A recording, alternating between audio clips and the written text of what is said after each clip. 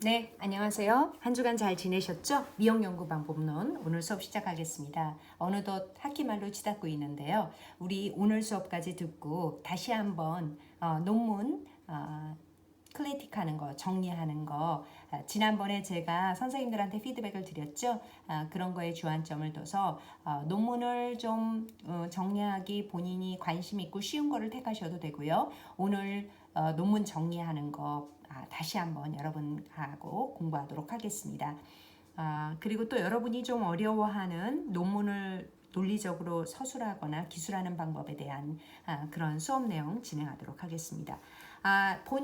제가 어떤 거를 샘플링을 할까 되게 고민을 했는데요. 본 연구는 13년도에 그 여러분 선배 중에 석사과정 논문 발표했던 선생님 발표 자료입니다. 이런 식으로 여러분이 읽는 논문을 정리하시면 될 것 같습니다. 제목은 수강생의 소셜 네트워크 서비스 SNS, 수강생의 SNS 활동 행동이 미용학원 선택 구매 행동에 미치는 영향. 그러면 보세요. 제목에서 모든 게 나타나야 된다고 그랬죠. 그러면은 어떤 내용들이 정리되어 있을까요? SNS에 대한 개념 정리가 되어 있을 겁니다. 또 어떤 미용 학원에 대한, 그 다음에 구매 선택이나 구매 행동에 대한 개념이 정리되어 있어야 됩니다. 지역은 전국을 못하고 서울 수도권만 중심으로 했구나라는 것을 이 제목을 통해서 우리가 이해할 수 있어야 됩니다.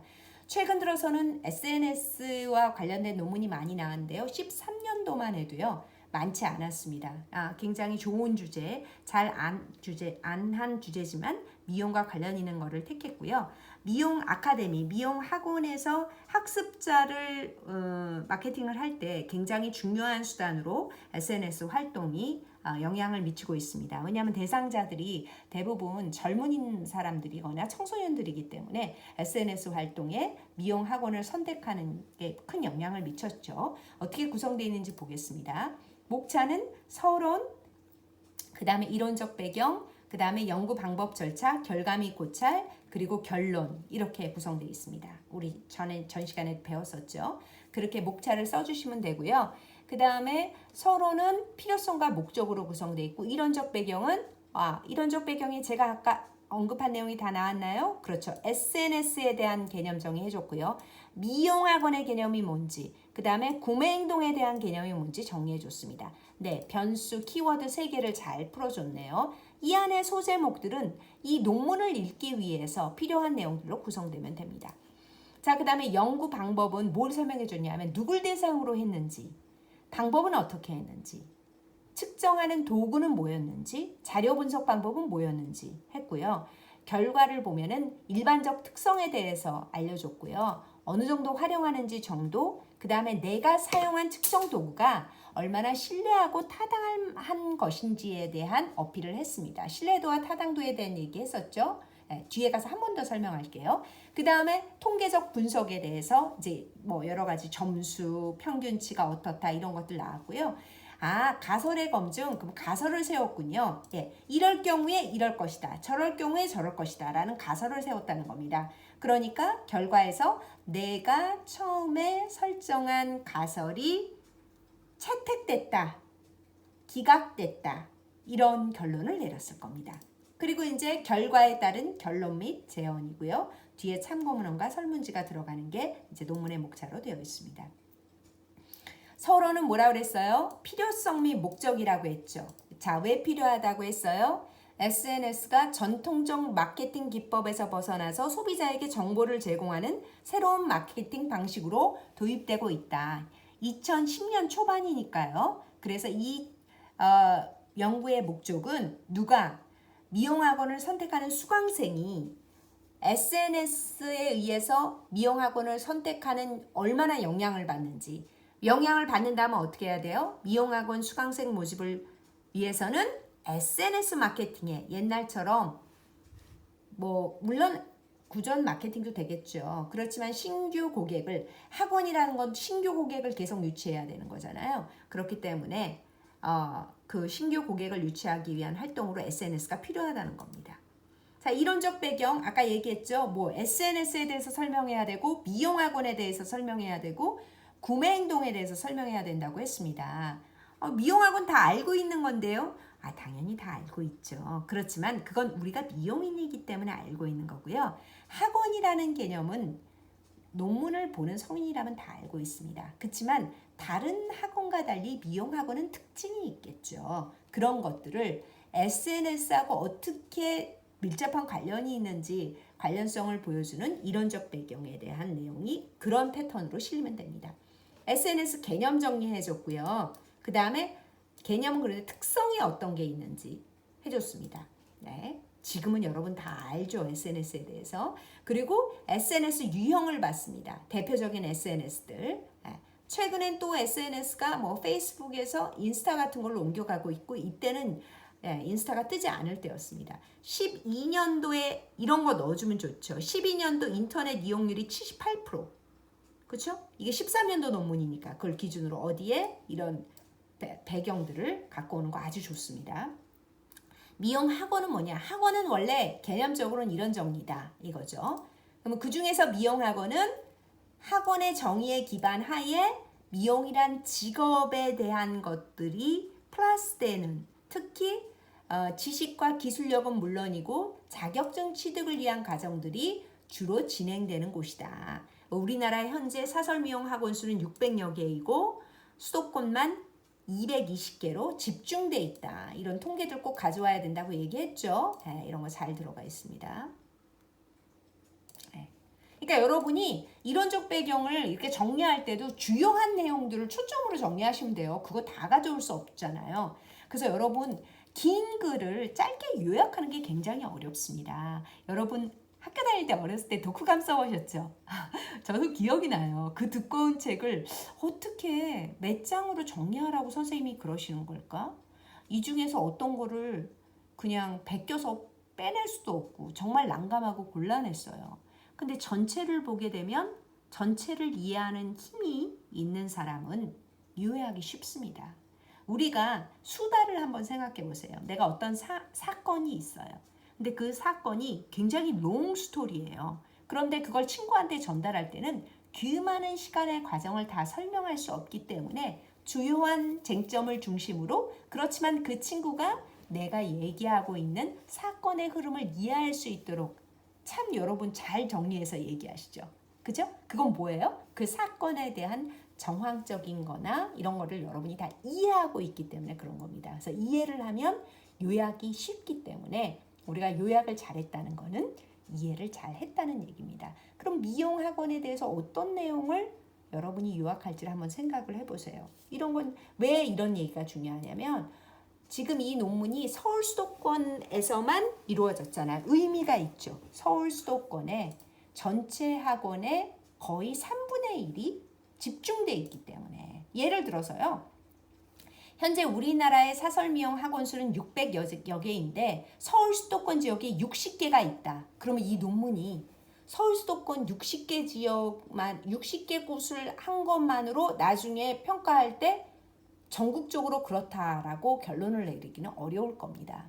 그런데 전국의 3분의 1이 서울 수도권 지역에 몰려있기 때문에 이 조사만으로도 나머지 것들에 대한 예측을 할 수 있다는 거죠.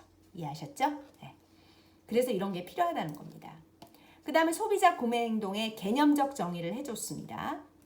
그래서 소비자 구매 행동에 대한 이런 유수한 학자들의 모델들을 가져와서 왜 가져왔을까요? 이런 과정이 내 연구 방법 안에 들어가 있다는 겁니다. 그래서 이렇게 이런 과정을 통해서 측정 도구를 했다. 만족, 불만족 이런 게 들어가 있겠구나. 이렇게 보시면 됩니다. 그 다음에 이제 되게 중요하죠. 연구 방법 및 절차 정리하실 때 이론적 배경보다 여러분이 더 중요하게 정리하셔야 될 부분이 그 논문을 읽고 난 다음에 연구 방법 및 절차입니다. 제가 얘기했듯이 이 이론적 배경은 찾아보면 되는데 연구 방법 및 절차가 잘못됐으면 이 논문은 다시 써야 됩니다. 우리 논문의 메인입니다. 당연히 결과가 메인이겠지만 예를 들어서 나는 몸무게를 측정하겠다라고 하고 연구 방법에는 줄자를 썼다. 그러면 그 결과는 볼 필요가 없겠죠. 결과 하나도 중요하지 않죠. 잘못된 결과니까요. 몸무게를 재겠다라고 했으면 뭘 갖고 와야 돼요? 그렇죠. 중량계를 갖고 와야 됩니다. 그게 바로 측정 도구의 타당성입니다. 이해하셨죠? 그리고 신뢰성이라는 건 뭐냐면 도구 한 도구로 쓴 측정도가 정확한 거냐 이겁니다. 중량계를 갖고 왔어요. 타당하네? 근데 중량계를 봤더니 집에서 내가 만들었어. 안 되죠. 전 세계가 공통적으로 인정하는 KS 마크라든가 그런 표준화된 걸 갖다 쓰셔야죠. 그러면 이 연구의 측정 도구는 타당은 하지만 신뢰할 수 없다라고 되는 겁니다. 제가 앞서 얘기했죠. 자, 측정 도구는 뭐가 중요하다? 신뢰성과 타당성을 갖춰야 된다. 그런데 이분은 일단 연구 대상은 이런 사람 수도권에 대상한 수강 중인 학생을 대상으로 했어요. 3주간 500부를 배포했는데 329부만 분석에 사용했습니다. 물론 배포했다가 수고가 400부 됐을 수도 있고요. 400부 했지만 에러가 나는 설문지들이 있습니다. 그래서 항상 배포하고 수거하고 최종 분석에 사용한 숫자가 다른 겁니다. 어떤 거? 귀찮아. 다 보통이다. 3번에 체크했어. 이런 거. 그리고 10개, 100개의 문항인데 그중에 50개만 표시했어. 이런 것들은 사용할 수가 없습니다. 에러죠. 그렇기 때문에 항상 최종 분석에 사용한 거는 다르게 나타난다. 그 다음에 측정 도구는 아까 말한 것처럼 뭐예요? 타당하고 신뢰할 수 있어야 된다고 얘기했죠? 어떤 걸 갖다 쏟는지 볼까요? 아까 앞에 말한 EBM 모델을 재구성했다. 볼까요? EBM 모델 이거죠. 이 소비자 행동 모델은 1986년도에 설정된 모델인데 이후에도 소비자 구매 행동을 파악하기 위해서 많은 학자들이 이거를 써오는 과정에서 많은 것들이 다시 한번 신뢰성을 갖고 증빙이 되고 수정되고 보완되고 이런 모델들입니다. 그래서 그래도 그냥 내가 마음대로 만들었다가 아니라 앞선 그런 마케팅 툴에 이용하는 신뢰하고 타당할 수 있는 모델을 기반으로 측정 도구를 구성했구나 라는 거를 이해할 수 있어야 됩니다. 측정 도구의 신뢰성과 타당성을 위해서 이런 것들, 여기서는 대표적인 게 이 EBM 모델을 재구성했는데 왜 재구성이 필요하냐면요, 소비자가 구매 행동을 하기 위해서 먹는 건지 입는 건지 쓰는 건지에 따라서 질문 문항이 조금 달라지잖아요. 이거는 교육 수강이라는 거는 우리가 재화, 물건을 사는 게 아니죠. 뭘 사는 거예요? 그렇죠. 교육 서비스죠. 보이지 않는 거잖아요. 그렇기 때문에 일반 상품과는 다른, 여기서 말하는 일반 상품이라는 건 재화, 물건과는 다른 것들인 교육 서비스적 특성을 갖고 있기 때문에 그런 거에 맞는 문항들로 보완했다는 겁니다. 문항은 어떻게 했냐? 일단 SNS 활용 행동에 대해서 물어봤고요. 그 다음에 선택 구매 행동에 대해서 물어봤습니다. 크게 두 가지죠. 그런데 SNS 활용 행동은 또 어떻게 세분화했냐면 얼마나 활용하느냐, 활용 행동은 어떠냐, 정보 처리 행동은 어떠냐, 이런 것들을 물어봤어요. 활용 정도는 9문항 물어봤고요. 그 다음에 활용 행동은 6문항, 그 다음에 정보 처리 행동은 11문항을 물어봤습니다. 여러분 척도에 대한 거 제가 따로 얘기하겠습니다. 왜냐하면 이 내용을 리뷰하는데 너무 길어지기 때문에요. 어쨌든 이렇게 물어봤어요. 그리고 선택 구매 행동은 아까 앞선 모델을 활용했다고 했죠. 그중에 의사결정 행동을 11문항 물어봤고요. 선택 구매 행동을 5문항 물어봤습니다. 그 다음에 늘 들어가는 인구 통계학적 특성은 4문항을 물어봤습니다. 간단하게 성별, 연령, 직업, 학력. 인구 통계학적 특성은요, 논문마다 다루고 굉장히 많은데 이거 어떻게 설정하나요? 이 물어보는 선택 구매 행동이나 SNS 활용 정도에 대한 문항에 영향을 줄 것 같은 걸로 물어보는 겁니다. 성별이 영향을 준다고 생각한 거고요. 연령 당연히 영향을 주고 직업도 영향을 주고 학력도 영향을 줍니다. 어쩌면 본인의 소득 수준도 영향을 줄 수 있겠죠. 어쨌든 연구자는 4개의 문항을 선정해서 물어봤다는 겁니다. 그러면 연구 문제, 조사 대상자의 일반적인 특성에 따른 SNS 활용 행동을 물어봤고요. 조사 대상자의 일반적 특성에 따른 선택 구매 행동을 물어봤습니다. 그리고 SNS 활용 행동이 뭐에? 선택 구매 행동에 미치는 영향을 물어본 겁니다. 여러분 H라고 논문 보다가 나오는 건요, 하이포테시스라고 해서 가설입니다. 가설의 약자예요. H. 가설을 몇 개를 설정하면 하나, 둘, 셋, 넷, 다섯, 6개를 설정했는데요. 항상 화살표가 방향성을 얘기합니다. SNS 활용 행동은 SNS 정보 처리 행동에 영향을 미칠 것이다. 결과가 미치게 나오면 채택, 미치지 않게 나오면 기각입니다. SNS 정보 활용 행동은 의사결정 행동에 영향을 줄 것이다. 그 다음부터는 여러분이 하실 수 있겠죠. SNS 정보 처리 행동은 의사결정 행동에 영향을 줄 것이다. 방향입니다. 이해하셨죠? 그렇게 몇 개? 6개의 가설을 설정했다. 자, 분석 방법, 이거 통계 분석 방법입니다. 이것도 사실은 따로 수업을 들어야 되는 부분입니다. 일단은 분석 방법, 여러분 정리할 때 자료 분석 방법에 있는 내용 정리하시면 됩니다. 조사자의 일반적 특성을 빈도 분석했고요. 빈도는 쉬운 겁니다. 프로테이지. 남자가 몇 명, 여자가 몇 명. 100명을 조사했는데 남자가 50명, 여자가 50명이면 50%죠. 네, 빈도 분석 제일 간단하고요. SNS 활용 행동과 조사 대상자의 일반적인 특성에 따른 차이는 교차 분석을 했습니다. 이거 좀 설명이 길어지는데요. 교차 분석은 주로 명목 척도를 사용했을 때 하는 분석이고요. 뒤에 표가 나오면 표를 보면서 제가 간단하게 일단 개념 정리부터 해드리겠습니다. 그 다음에 아까 말한 측정 도구에 이게 타당하냐, 신뢰할 수 있냐라는 거를 검증을 했어요. 요인 분석과 크롬바우 알파 계수를 구했습니다. 크롬바우 알파 계수는 주로 신뢰도를 구할 때 쓰는 계수입니다.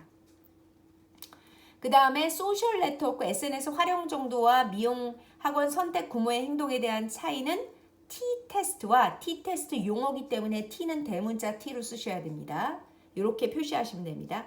일량 별량 분석, 아노바라고도 합니다. 그 다음에 덩컨 테스트를 했다. 이것도 표 안에서 볼게요. 일단 여러분이 정리를 할 때는 리뷰한 논문에 있는 그대로를 이렇게 정리하시면 됩니다. 각 변수 간 상관관계의 가설 검증은 상관관계 분석과 다중얘기 분석을 썼다. 여러분 제가 요거 이렇게 파일 참고 파일을 올려드릴 테니까요. 여러분 정리하실 때 활용하시면 좋을 것 같습니다. 내용을 분류를. 자, 그래서 결과를요 이렇게 발표할 때 보기 좋게 이렇게 그래픽으로 했습니다. 이 그래픽은 막대 그래프로 하셔도 되고요. 여러분 이렇게 둥근 그래프로 정리한 논문도 있고요. 표로만 정리한 논문도 있습니다. 발표할 때는 뭘로든 한 가지만 선택하면 되죠. 이게 여러분 보시는 대표적인 무슨 분석이에요? 빈도 분석은 이렇게 막대 그래프나 히스토그램이나 아니면 이렇게 원 그래프로 표시하기 쉽죠. 하나만 볼까요? 네, 연령이 어땠어요? 10대가 41.3%, 20대가 35%, 30대가 23.7%였다. 연령대 어디가 제일 많습니까? 네, 10대가 제일 많았습니다. 그러면 답변에도 영향을 미치겠죠. 10대가 많으니까 학생 비율이 높네요. 자, 그 다음에 뭘 봤느냐? 선호하는 SNS 종류를 봤습니다. 프로필 기반한 게 많았네요. 이때만 해도. 네. 프로필 기반한 거 페이스북, 카카오 스토리 등입니다. 블로그는 네이버 블로그와 티스토리 등 이렇게 설명을 넣어서 이해하기 쉽게 해줬습니다. 페이스북하고 카카오 스토리 많이 하고 있네요. 요즘 카카오 스토리는 거의 안 하고 있죠. 페이스북과 인스타가 뜨고 있는데 하여튼 요 당시에는 이랬습니다.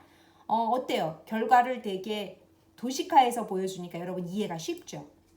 예, 그 다음에 이제 이렇게 또 하루 평균 SNS 접속횟수, SNS 이용 시간 이렇게 정리했습니다. 그 다음에 물론 원 그래프로 정리해도 되는데요. 뭘 썼어요? 이번에는 이렇게 막대 그래프를 이용해서 정리해 줬습니다. SNS는 주로 스마트폰에서 본다. 그 다음에 이제 표가 나왔죠. 왜냐하면 원 그래프나 히스토그램으로 표시하기 어렵거든요. 이게 바로 교차 분석입니다. 교차 분석. 뭐냐면은 성별에 따라서 봤는데요. 남자는 SNS 이용 시에 어떤 매체를 가장 많이 사용했나요? 스마트폰이요. 여자는 스마트폰이요. 그죠? 그런데 남자는 스마트폰이 남자 중에서는 압도적이었네요. 전체에 봤을 때 28명이지만 남자들 안에서는 96%라는 겁니다. 여자들을 220명 여자들 내에서는 73%를 썼다는 겁니다. 그 항목별로 이렇게 보여주는 겁니다. 그러면 연령대는요. 연령대는 10대는 뭘 제일? 다 스마트폰이죠. 네. 그러면 이렇게도 볼 수 있습니다. 스마트폰을 10대, 20대, 30대에서 누가 가장 많이 사용했나요? 네, 이렇게도 비교할 수 있죠. 그렇죠. 그래서 교차 분석입니다. 10대가 가장 많이 사용했죠. 10대끼리에서 사용하는 것도 보지만 요 구성 항목 중에서도 우리가 비교해서 볼 수가 있죠. 네, 마찬가지입니다. 학력도. 요게 교차 분석 표입니다. 이렇게 별 표시된 건 따로 설명을 할게요. 유효성에 대한 겁니다. 아마 논문 읽을 때 여러분 유효성에 대한 거 계속 보셨을 겁니다. 자, 이거 역시 교차 분석이 아니라 이건 무슨 분석이란 얘기예요? 그렇죠. 빈도 분석이니까 이렇게 표현한 겁니다. 네. 그 다음에 다시 교차 분석이네요. 네. SNS를 접하게 된 경로. 어떻게 봤어요? 네. 남자는 뭐에서 가장 많이 봤어요? 네. 검색 엔진을 통해서 제일 많이 알게 됐고요. 여자는요? 여자도 그렇죠. 검색 엔진을 통해서 가장 많이 보게 됐네요. 그렇다면 연령대별로는 검색 엔진을 통해서 가장 많이 본 사람은 30대 이상에서 검색 엔진에서 많이 봤네요. 그렇죠? 자, 그 다음에 요거는 또 역시 빈도 분석이라는 겁니다. 요런 내용을 공부하기 위한 게 아니니까 여러분 정리하는 형식을 이렇게 취하시면 됩니다. 이게 이제 타당도와 신뢰도를 보는 거고요. 일단은 타당도를 보기 위해서 성분을 우리가 몇 개로 구분되는지를 뽑아냅니다. 그래서 정보 활동에 대한 적극적 정보 활동과 소극적 정보 활동으로 나눴습니다. 그럼 이런 소주제들은 누가 붙여요? 연구자가 붙이는 겁니다. 컴퓨터 프로그램에서는 5, 4, 3, 6번, 1, 2번을 분류해 줍니다. 그래서 우리가 문항을 읽어보고 이거는 뭐라고 이름을 지을까? 아, 이건 적극적 활동이라고 이름 짓고 요거는 소극적 활동. 이건 보기만 하고 이건 댓글도 다니까. 그러니까 이거는 소극적 활동이라고 이름을 지어야 되겠다 하고 컴퓨터가 분류해준 번호의 문항을 보고 이거는 연구자가 요인명을 붙이는 겁니다. 또 정보 활동에 대한 거 이것도 마찬가지예요. 요렇게 묶였는데 읽어보니까 아 이건 쌍방향 소통이고 이건 일방향 소통이구나 해서 요인명을 붙여줍니다. 이 요인명을 잘 붙여주는 것도 굉장히 중요해요. 네. 그래서 나중에 여러분이 논문을 써내려갈 때 내가 타이틀을 잘 붙여줘야 그 타이틀만 듣고도 논문을 읽는 사람이 이해도가 빨라지기 때문에 그런 겁니다. 마찬가지예요. 이것도 의사결정을 이렇게 두 개의 요인으로 컴퓨터가 묶여서 나온 걸 보고 문항을 읽어보고 이렇게 요인명을 결정을 한 겁니다. 이해하셨죠? 네, 이것도 마찬가지고 이거는 하나로 분류가 안 됐네요. 그래서 이거는 그냥 선택 구매 행동이라고 요인명을 붙인 겁니다. 그 다음에 점수를 봤어요. 이건 뭐냐면 여러분 이런 평균 점수 나오는 것들은 이런 별량 분석에 의해서 나오는 건데 대부분 어때요? 네, 3점이 보통입니다. 5점 척도를 아까 사용했다고 아마 앞에 나왔을 겁니다. 그래서 1점은 매우 아니고 5점은 매우 그렇고 그래서 3점이 보통이답니다. 그래서 2.97이면 보통이다보다 좀 낮은 거죠. 네, 2.63도 낮은 거죠. 그러니까 평균치 보통이다보다는 낮았다는 거죠. 그죠? 네. 그리고 역시 정보 처리 행동도 낮았네요. 2012년도엔 이랬나 봅니다.